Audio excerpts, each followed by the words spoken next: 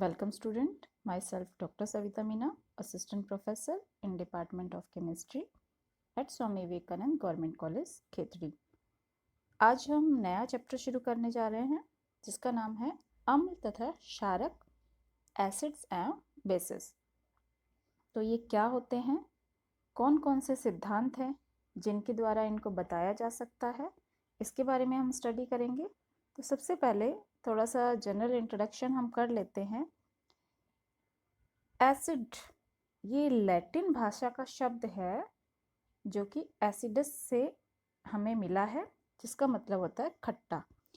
इसके आधार पर ये हम कह सकते हैं कि जितने भी खट्टे पदार्थ हैं उनको अम्ल कहा गया है, जिनमें तीखे स्वाद के अलावा कुछ अन्य विशिष्ट गुण भी पाए जाते हैं।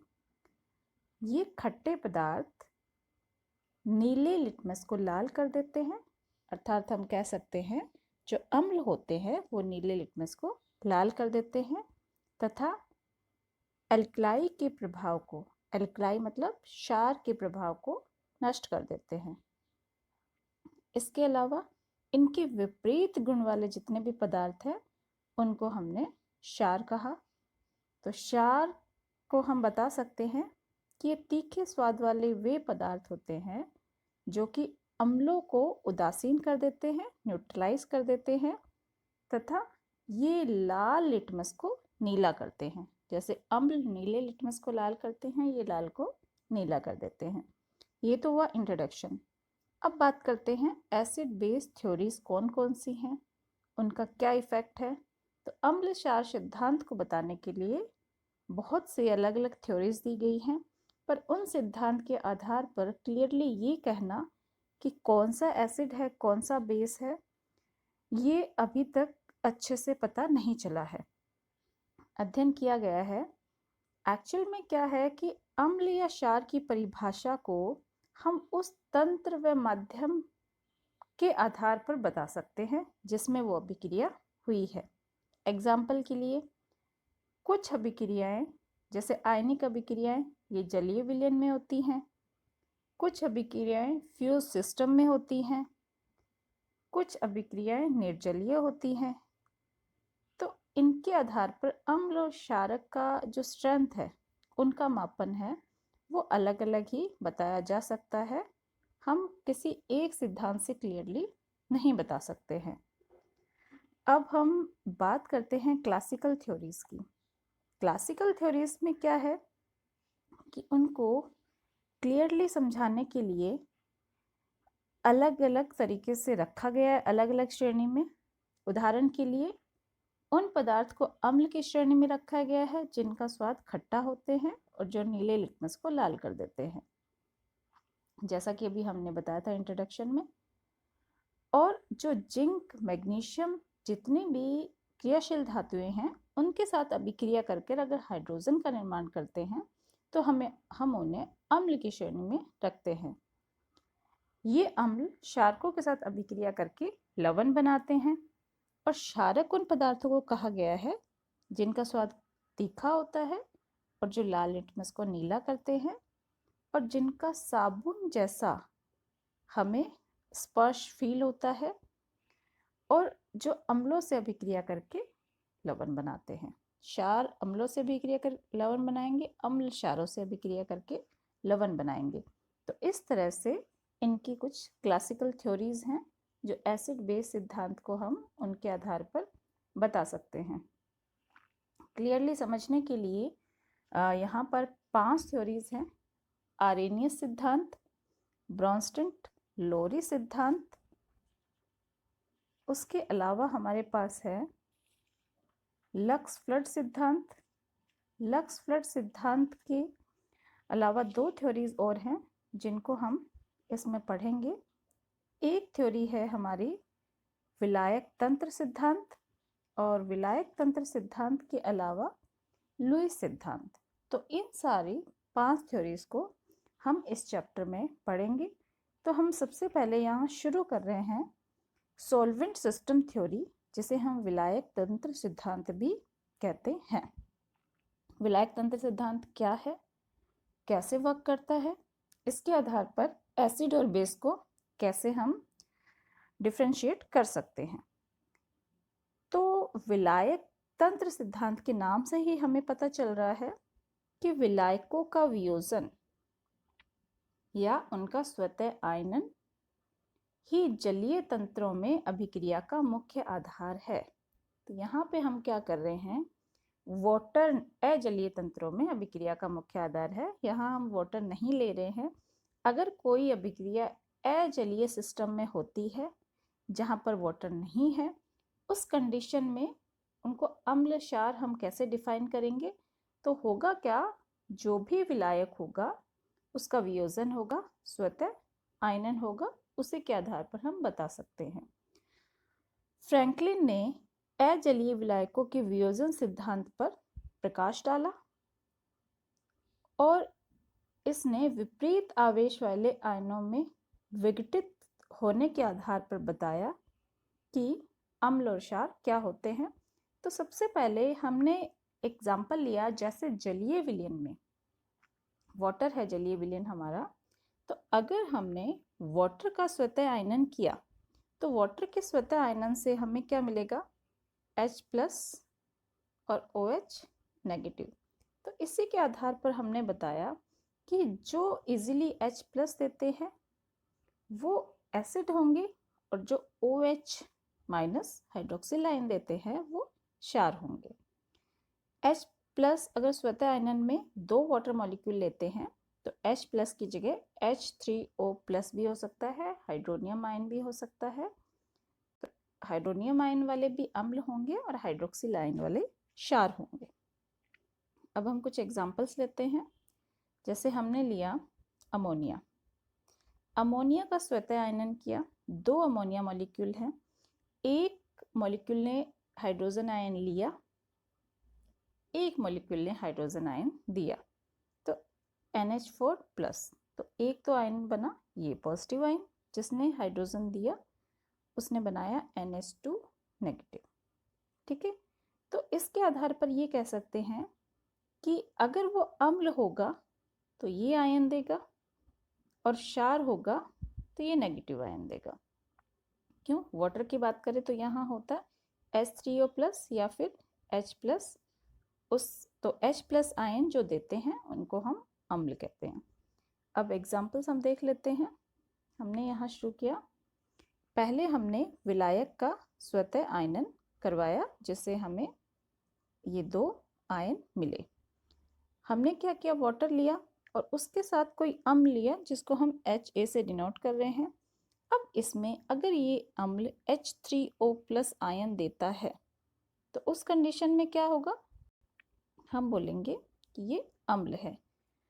ऐसा ही हमने NH4Cl लिया और अमोनिया सॉल्यूशन में इसकी अभिक्रिया करवाई, तो अमोनिया सॉल्यूशन हमारा यहाँ पे विलायक है।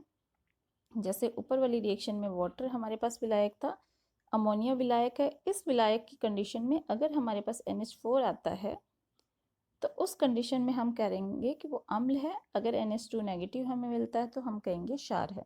तो NH4Cl अम्ल होना चाहिए। क्यों होना चाहिए, क्योंकि ये अमोनिया विलायक की उपस्थिति में NH4+ अमोनियम आयन देता है। ठीक है, नेक्स्ट एग्जाम्पल हमने लिया पोटेशियम हाइड्रोक्साइड। पोटेशियम हाइड्रोक्साइड में क्या हुआ कि हमने फिर इसकी वाटर से अभिक्रिया करवाई। वाटर से अभिक्रिया करवाने पर हमें OH हाइड्रोक्सिल आयन मिला। अब हाइड्रोक्सिल आयन मिलने का मतलब क्या है कि ये क्षार है, पोटेशियम हाइड्रोक्साइड। ऐसे ही हमने लिया पोटेशियम अमीन लिया हमने। ठीक है, तो इसके कंडीशन में क्या होगा, KNH2, और अब हमने विलायक चेंज कर दिया, विलायक लिया हमने अमोनिया। तो अमोनिया में हमने क्या बताया था कि अगर NH4+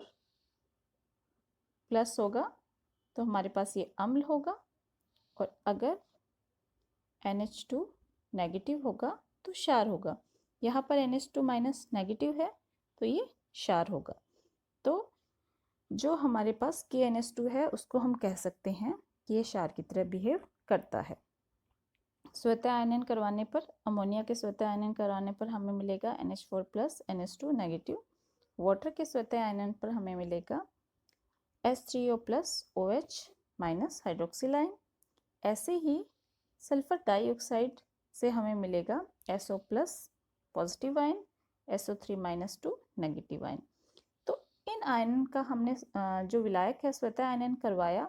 अब इनके प्रेजेंस में अगर कोई अभिक्रिया होती है तो अभिक्रिया में अगर हमें ये पॉजिटिव आयंस मिलते हैं तो वो सभी जो भी हमने मॉलिक्यूल लिए वो अम्ल होंगे, और अगर हमें अभिक्रिया में ये आयंस मिलते हैं तो क्षार होंगे। तो इसके आधार पर हम बता सकते हैं कि अम्ल है या क्षार है। तो इसी के आधार पर फ्रैंकलिन नामक वैज्ञानिक ने ये बताया कि अम्ल वे पदार्थ हैं जो विलायक में वियोजित होकर वही धनायन देते हैं जो विलायक के स्वतः आयनन से प्राप्त होता है। ठीक है, अम्ल वे पदार्थ हैं जो विलायक में वियोजित होकर वही धनायन देते हैं। अगर हमने विलायक लिया अमोनिया और हमें धनायन उसमें अमोनियम आयन मिला जो कि अमोनिया के स्वतः आयनन से भी मिलता है, तो वो पदार्थ अम्ल होगा। इसी तरह से क्षार वे पदार्थ हैं जो कि विलायक में वियोजित होकर वही ऋणायन देंगे जो विलायक के स्वतः आयनन से प्राप्त होता है। ठीक है, केडी और एलसी साइंटिस्ट थे, उन्होंने सल्फर डाइऑक्साइड को एज़िलीय विलायक लिया और उसमें बहुत सी अभिक्रियाएं करवाई और उसके आधार पर उन्होंने बताया कि एसिड वे पदार्थ हैं जो धनायन सांद्रता इंक्रीज करते हैं और बेस वे पदार्थ हैं जो ऋणायन की सांद्रता इंक्रीज करते हैं। ठीक है, तो इसका मतलब ये है कि हमने कोई अभिक्रिया ली और अभिक्रिया में हमें विलायक के स्वतः आयनन से NH2 नेगेटिव ऑलरेडी मिलता है। तो NH2 नेगेटिव अगर इंक्रीज हो रहा है, ऋणायन की सांद्रता इंक्रीज हो रही है, तो वो बेस है NH4 प्लस आयन रिलीज हो रहा है अभिक्रिया में, आयनन फॉर्म में आ रहा है। तो मतलब जो पॉजिटिव आयन है धनायन, उसकी सांद्रता इंक्रीज हो रही है तो वो एसिड होगा। इसी को एक्सप्लेन किया है केडी और एलसी ने।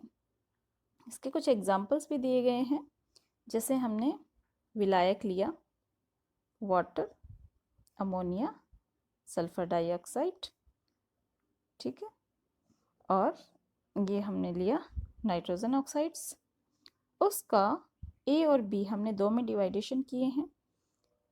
तो HCl HNO3H2SO4 hydrochloric acid, nitric acid और सल्फ्यूरिक एसिड, इनका अगर आयनाइजेशन कराएंगे तो हमारे पास आयनाइजेशन में क्या मिलेगा, H प्लस मिलने से क्या हुआ, पॉजिटिव आयन है उसकी सांद्रता इंक्रीज हो रही है, इसका मतलब ये सब क्या होंगे, अम्ल होंगे। पोटेशियम हाइड्रोक्साइड, सोडियम हाइड्रोक्साइड, इनके केस में क्या होगा, हाइड्रोक्सिल आयन हमें मिलेंगे, इसका मतलब ये नेगेटिव आयन की जो कंसंट्रेशन है वो इंक्रीज कर रहे हैं, तो बेस हुए। इसी तरह से अगर हम अमोनिया लेते हैं एज ए विलायक, तो अमोनिया में NH4 प्लस आयन अगर हमें मिलता है तो वो धनायन की सांद्रता इंक्रीज कर रहे हैं और वो अम्ल होंगे। जैसे एग्जाम्पल में ये हो गया हमारा अमोनियम क्लोराइड हो गया, अमोनियम नाइट्रेट हो गया। ऐसे ही अगर हमने पोटेशियम और सोडियम का अमाइड कॉम्प्लेक्सेस लिए तो उसके केस में क्या होगा, अगर हमें कंसंट्रेशन में NH2 नेगेटिव मिलता है, ऋणायन की सांद्रता इंक्रीज होती है, तो वो एज ए बेस बिहेव करेगा, क्योंकि अमोनिया का भी स्वतः आयनन होने पर ऋणायन हमें NH2 नेगेटिव मिलता है। ऐसे ही सल्फर डाइऑक्साइड के केस में होगा और ऐसे ही हमारे ये नाइट्रोजन ऑक्साइड्स हैं उनके केस में होगा। तो ऋणायन हमेशा सांद्रता इंक्रीज करने पर बेस बनाएगा और धनायन की सांद्रता इंक्रीज करने पर हम बोल सकते हैं कि वो पर्टिकुलर मॉलिक्यूल जो है वो एसिड है। इन अम्ल और क्षार को अगर आपस में मिला दिया जाए तो ये सॉल्ट बनाते हैं, क्योंकि अम्ल क्षार से अभिक्रिया करके सॉल्ट बनाएगा और क्षार अम्ल से अभिक्रिया करके सॉल्ट बनाएंगे।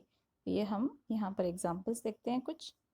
हमने लिया HCl, HCl में H+ आयन मिलेगा हमें, तो ये अम्ल होगा। पोटेशियम हाइड्रोक्साइड में हमें OH हाइड्रोक्सिल आयन है, उसकी सांद्रता नेगेटिव आयन की सांद्रता इंक्रीज हो रही है, तो हमें ये इसको हम बेस कहेंगे। इन दोनों को मिलाने पर हमें मिलता है KCl जो कि लवण है और वाटर।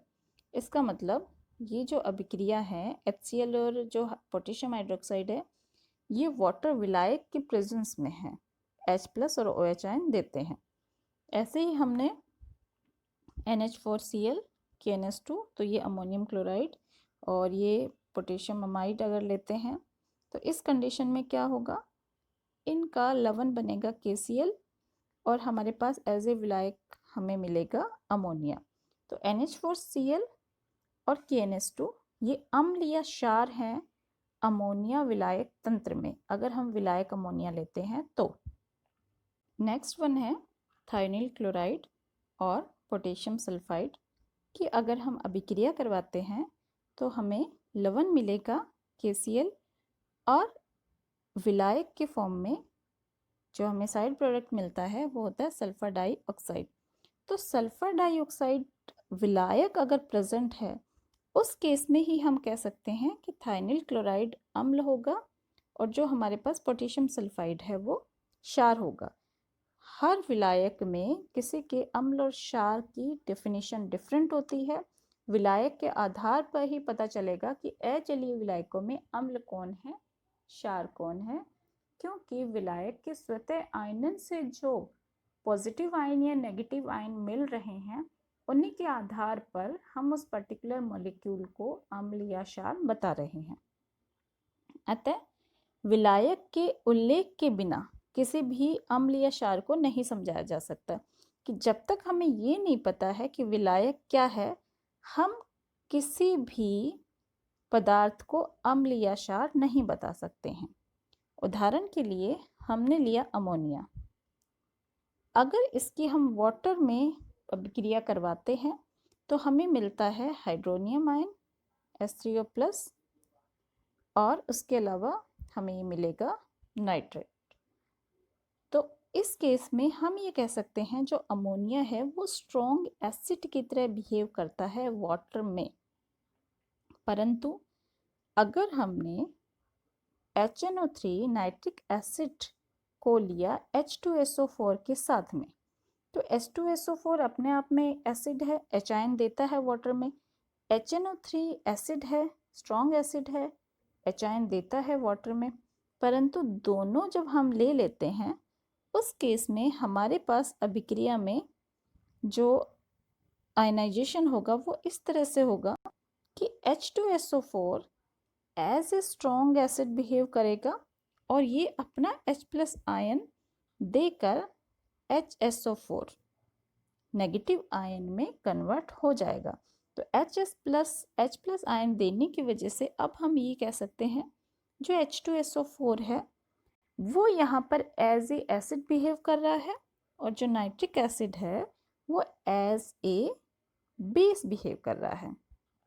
तो नाइट्रिक एसिड H2SO4 की प्रेजेंस में बेस होगा और वाटर की प्रेजेंस में एसिड होगा। इसलिए जब तक हमें विलायक के बारे में नहीं पता है हम ये नहीं बता सकते कि वो अम्ल है या क्षार है। एक और एग्जाम्पल के लिए बात करते हैं। हमने लिया एसिटिक एसिड और H2SO4 सल्फ्यूरिक एसिड।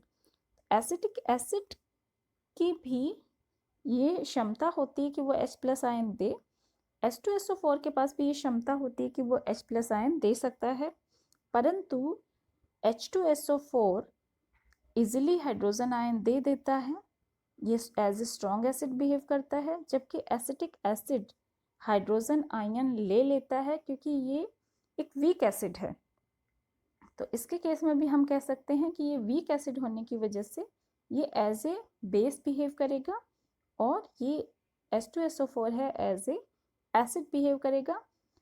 तो एसिटिक एसिड, नाइट्रिक एसिड दोनों ही H2SO4 विलायक में बेस की तरह बिहेव करते हैं, जबकि nitric acid, H2SO4, acetic acid, अगर इन तीनों की ही अभिक्रिया वाटर के प्रेजेंस में की जाए जहाँ पर कि विलायक हमारा वाटर है, उस कंडीशन में ये एज ए एसिड बिहेव करते हैं।